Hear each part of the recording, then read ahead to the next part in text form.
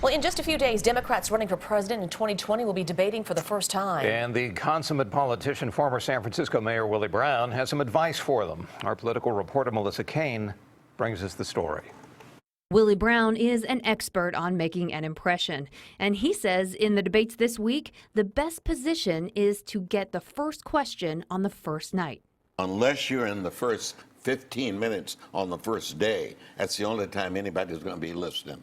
After that, it's Katie bar the door. He says getting an early question is especially important for the front runners because the other candidates will be attacking those front runners and they need to respond quickly. As a matter of fact, if you're one of the front runners and you don't get the question until like fourth or fifth, at that point, you really ought to be charitable and start talking with the others who are not as well known, who are not, so that you incur their good pleasure. You don't want to be the victim. You don't have time to bail yourself out. Presidential primary debates don't have a reputation for being that interesting, but some of the most iconic debate moments have been in the primaries.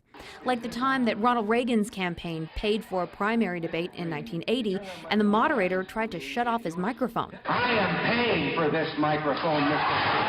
Or in the Democratic primary of 1984, when Walter Mondale said this to Gary Hart. When I hear your new ideas, I'm reminded of that ad. Where's the beef? Yeah.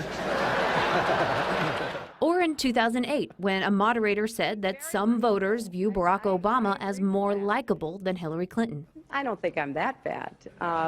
You're likable enough. Thank you so much. With so many candidates, it'll be hard for anyone to stand out. In 2003, Democrats lined up to run against George W. Bush, and one debate featured 9 of them. And some observers panned that event, saying there were too many people. It created a blur. This week's debates feature 10 candidates on Wednesday night and 10 on Thursday night. And each debate is from 6 p.m. to 8 p.m. West Coast time. That's 2 hours total and a maximum of 12 minutes per candidate, broken into smaller pieces as answers to questions.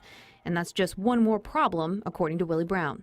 Right. It might be 3, 2, 1, 6. I mean, that's terrible. Melissa Caen, KPIX 5.